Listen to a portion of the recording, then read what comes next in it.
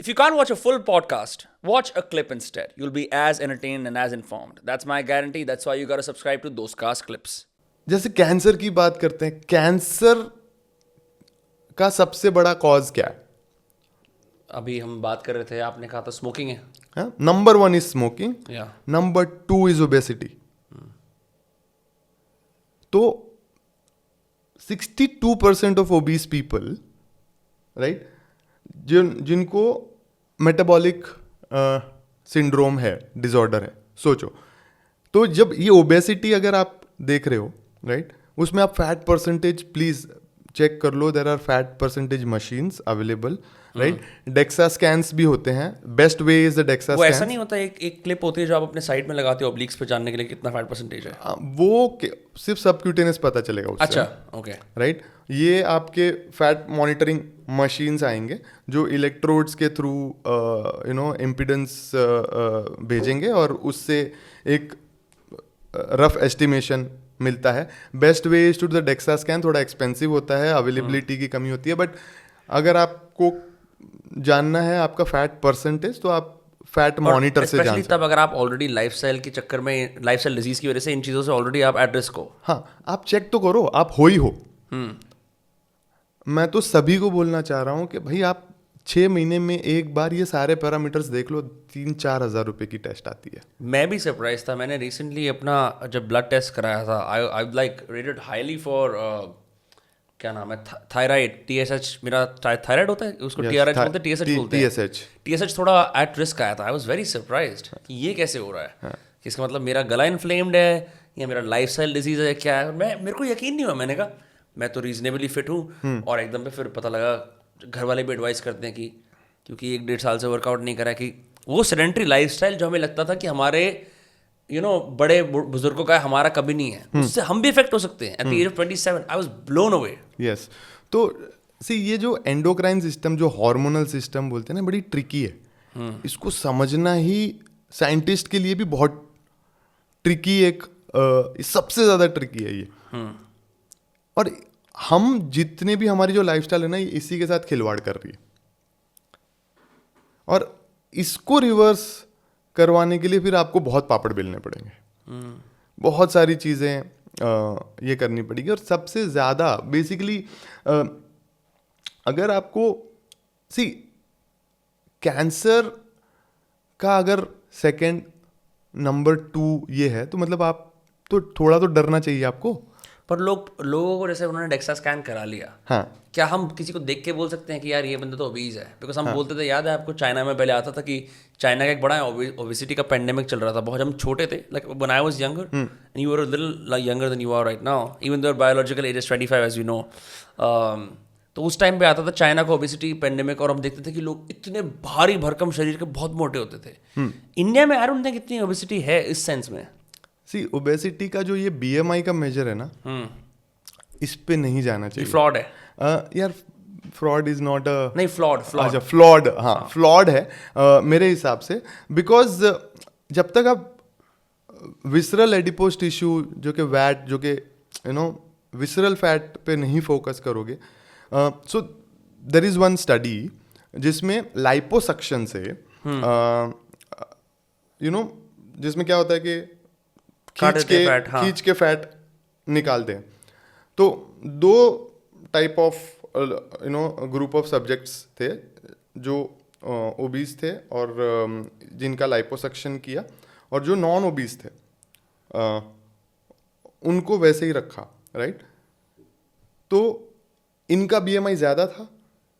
किनका? जो ओबीज थे, हाँ, राइट. और इनका BMI ठीक था. जैसे हम बोल रहे हैं कि यार इनका BMI मेजर तो ठीक आ रहा है, मैं तो 24 से नीचे हूँ, मैं तो मोटा नहीं हूँ, पतला हूँ, या जो भी हम टर्म यूज़ कर लें. तो जब सबक्यूटेनियस फैट आप निकाल सकते हो लाइपोसक्शन से, विसरल फैट तो नहीं निकाल सकते. Correct, right. तो जब इनके ब्लड पैरामीटर्स और ये मेटाबॉलिक डिसऑर्डर दोनों को थे, जब इनको चेक किया, इनका BMI तो इनके जितना आ गया, बट कुछ मेटाबॉलिक डिसऑर्डर के एक भी चीज हिली नहीं. क्रेजी. तो मेन कल्प्रिट पे आप फोकस करो, वो वर्कआउट और सही डाइट से ही होगा। सो आई थिंक इशू क्या है, when people think about fat ना, वो कॉस्मेटिकली बेहतर दिखना चाहते हैं as opposed to internally better feel करना। Yes. अभी अभी आपको पता है कि लोग बेरियाट्रिक सर्जरी भी कराते हैं कि अपने इंटेस्टाइन को, पेट को छोटा करा लेते हैं, but I don't think it really solves the problem, right? It still doesn't solve the problem. Not completely, right. और ये इन्हीं को सजेस्ट किया जाता है कि जो बहुत हाई फैट लेके बैठे हैं, राइट, और फिर उसके साथ में उसको बहुत सारे प्रिकॉशंस भी लेने हैं, उनकी लाइफ, खाने पीने की लाइफ जिंदगी भर के लिए चेंज हो जाती है। मतलब वो अब कम खाएंगे, लाइक कैसे? कम खाएंगे बिकॉज वो एक स्टिच कर देते हैं ताकि आपका पेट का जो स्टमक का साइज है वही छोटा हो गया, तो आप जैसे खाओगे आपको पेट भरना भरा भरा फील लगेगा, राइट। तो बेसिकली कैलोरी रिस्ट्रिक्शन, तो 3 टाइप की डाइट होती है, राइट। मेजर इज जिससे कैलोरी इन कैलोरी आउट वाला जो फंडा है, जिसमें कैलोरी रिस्ट्रिक्शन करते हैं कि भाई अगर आपका BMR बेसल मेटाबॉलिक रेट जितना है उससे, और आपका जो टोटल एनर्जी एक्सपेंडिचर है TEE, राइट, उसके बीच का जो गैप है उसका डेफिसिट अगर आप करोगे उतनी कैलोरी आप कम खाओगे। जैसे फॉर एग्जांपल 2000 का मेरा BMR है फॉर एग्जांपल, और मेरा टोटल एनर्जी एक्सपेंडिचर है, तो BMR मैं बता दूं थोड़ा सा और डिटेल में जाके। BMR का मतलब है बेसल मेटाबॉलिक रेट, के मेरे को बेस मिनिमम इतनी कैलोरी चाहिए to function. When you say function, as in like walking around, moving? Everything, normal course of business, not मतलब सेडेंटरी लाइफस्टाइल में, राइट, मेरे को उतना कैलोरी चाहिए। तो फॉर एग्जांपल वो BMI के और एज फैक्टर का कैलकुलेशन है, उससे आएगा, राइट। इसमें भी फैट परसेंटेज हमने कंसिडर नहीं करते हैं।